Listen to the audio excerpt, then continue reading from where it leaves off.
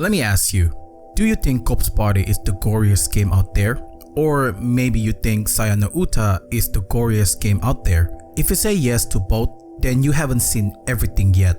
Let me introduce you to one of the most disgusting and traumatizing visual novel ever, where morality is cast aside and depravity runs wild. Developed by Belisama, the game follows a female scientist who is kidnapped by her former colleague who decide to carry out experiments related to immortality medicine on her. On a surface level, this sounded pretty normal, if you never heard of this game. I mean, medicine, right?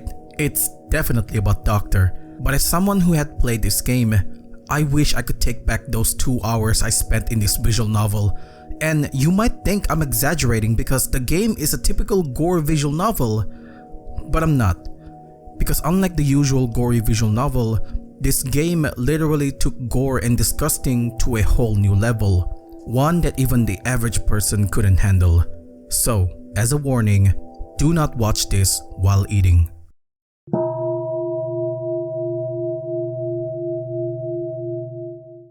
The game begins with Yumiyama Chiharu waking up in an unknown room. She couldn't remember how she got there. The last thing she recalled was dozing off inside her office. As she tried to get up, she realized that she was chained to a table. Struggling to free herself, that's why she heard an unknown voice speaking to her. Since she's in a position where she couldn't see her kidnapper, she demanded the person to release her, but that's when she received the surprise of a lifetime. The kidnapper, who seemed to know her, told her that she used to call him Manbo. Chiharu fell silent, trying to recall who this Manbo person is. After thinking hard, she remembered that only one person had that nickname, her former colleague, Oshamanbe.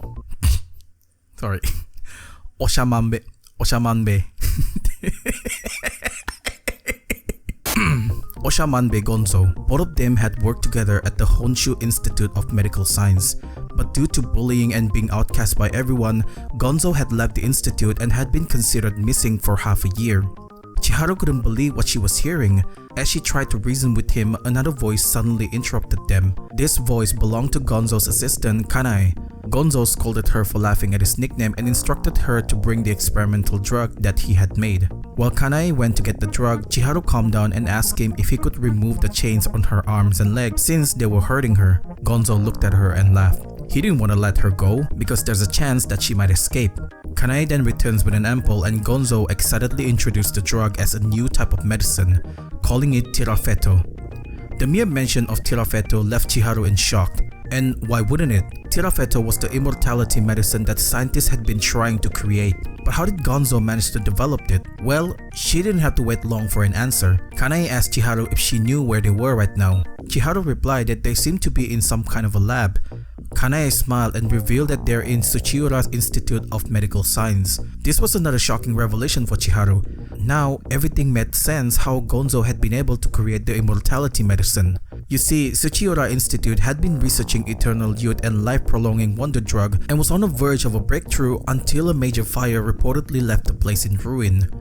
Or so the media had claimed. It was around that time that Gonzo had left his old workplace, so something didn't add up. Chiharu asked if he knew about it, and this is where Gonzo revealed that the fire had been nothing more than a diversion to draw attention away from them. And it worked. Major news outlets started losing interest in the place. After all, as far as they knew, it was already in ruins, so there was nothing interesting left to report. Finally, things were adding up, but there was something else that she's missing. Unable to pinpoint it, she tried to get more information from Gonzo. Chiharu told him that it was pointless now since the fire had destroyed all of the research material, so there's no way he could have created the immortality medicine. Gonzo laughed and showed her the ampoule that Kanae had brought. Kanae then chimed in, asking Chiharu how she still wasn't getting it before revealing that she had worked as an assistant to a scientist at the Tsuchiura Institute. Chiharu's eyes widened as she finally understood what she meant. Since Kanae was an assistant, she knew everything about the medicine and had been able to recreate it. And because the news reported the institute had burned down, people at Chiharu's workplace assumed that nothing had survived the fire, so they didn't bother to check on it. This gave Gonzo plenty of time to perfect the medicine. Chiharu then tried to reason with him, suggesting that the medicine he made could be fake, otherwise they would have already gone public with it and changed the world. This angered Gonzo as he thought Chiharu was trying to downplay the effort he had put into creating the drug. Chiharu calmed him down by saying that it wasn't her intention to offend him and urged him to come to his senses, pointing out that none of what he said made any sense. Gonzo was delusional into thinking that he had created a magic pill. She then tried once more to persuade Gonzo to rethink everything he had done, asking him to release her so they could both return to the institute. This angered Gonzo again, as he saw it as Chiharu looking down on him. Chiharu tried to calm him down once again but failed this time. Eventually, she had enough of being nice and threatened him. I mean, she tried to apologize, but Gonzo clearly didn't want that, so she had enough with his bullshit. Chiharu then doubled down, telling him that she shouldn't be the one apologizing since she was clearly the victim and Gonzo was the one at fault. She swore that once she got out of this place, she'd report him to the police and get him locked up. This made Gonzo even angrier and he pushed her down on the bed. After this, they rambled on about common sense, with Chiharu trying to convince him that his sense of right and wrong was completely misplaced. Gonzo replied with, "I am the judge, I am the police." I swear this conversation is the funniest thing I've come across so far. Oh, and apparently he's also a god. Now, all of that conversation was funny until we reached the point where Gonzo ripped her clothes, and this is where the game takes a dark turn. You see, what follows after this is scene after scene of Gonzo forcefully r***ing her. I thought this might be the extent of what this visual novel would explore, but as I mentioned in the intro, this game takes gore and depravity to a whole new level, and this is just the beginning. After this scene, Gonzo continued assaulting her, and at one point, he started torturing her by using a stapler on her body. Gonzo enjoyed doing it, and it only excited him even more the louder Chiharu screams. But despite that, she wouldn't back down. She kept arguing with him until he lost it and began kicking and hitting her until she was bloodied and battered. Luckily, Kanae was there to stop Gonzo and reminds him of his original purpose for kidnapping Chiharu. Gonzo snapped out of it and started being creepy, telling her how beautiful parts of her body were. Then, for some reason, he confessed his love to her. We are then presented with two choices: either accept Gonzo's confession or reject it. Whichever choice you make, it doesn't matter because both options are terrible. Literally.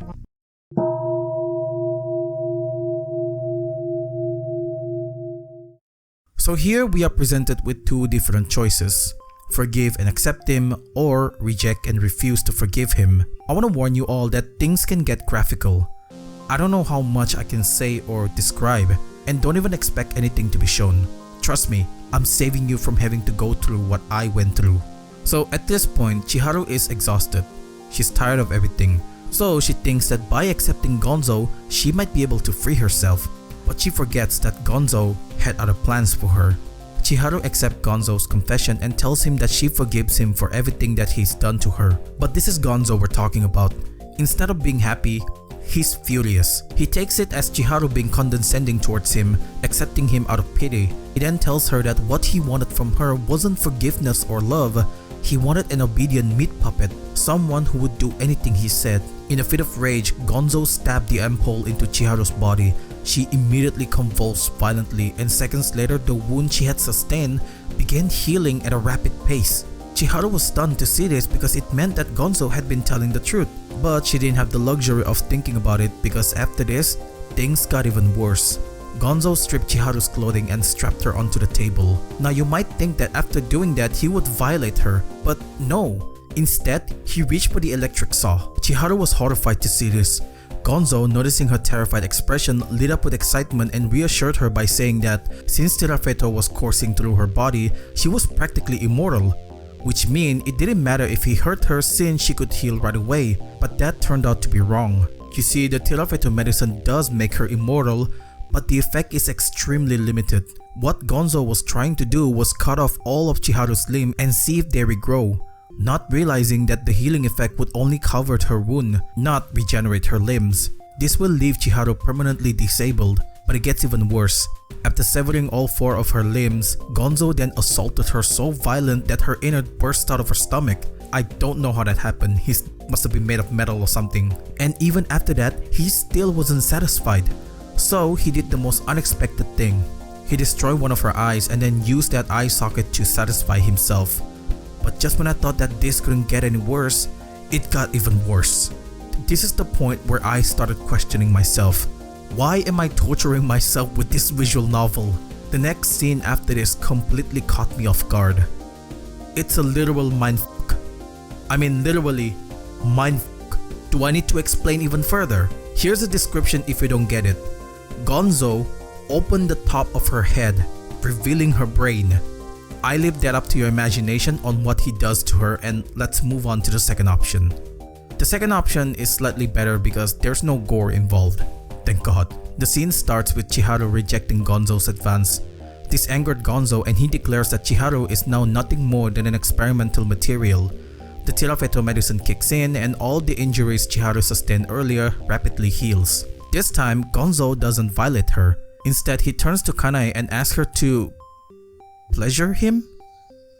Kanae agrees and opens her stomach, revealing a severed head, living and breathing inside her. This head belongs to Ako, Kanae's sister, who has survived thanks to the Tirafeto medicine. She begins to intimately engage with Gonzo, and after they're done, Kanae releases a monstrous creature with tentacles. She then explains that this creature was once a human who failed to adapt to the Tirafeto medicine, resulting in this monstrous form. The creature then violates Chiharu, and it seems like that's the end of it. But then Chiharu starts acting strange. It turns out that not all of the injuries she had received earlier healed completely. When the creature's fluid entered the open wound, it triggered a reaction in her body, merging both Chiharu and the creature together. Gonzo was surprised to see Chiharu transform because he didn't expect any of this to happen. He called Chiharu a failed experiment and decided to leave the place with Kanae, but Kanae refused to follow him and smack him dead. And the only reason he did that was because she is aroused by the sight of Chiharu's man part. Yeah, not only that Chiharu had transformed into a monster, but she also had the male body part attached to her. And what happened next is, well, you get the idea. The game ended with Chiharu, Ako, and Kanae living together forever. Like literally, Kanae was living inside Chiharu's body.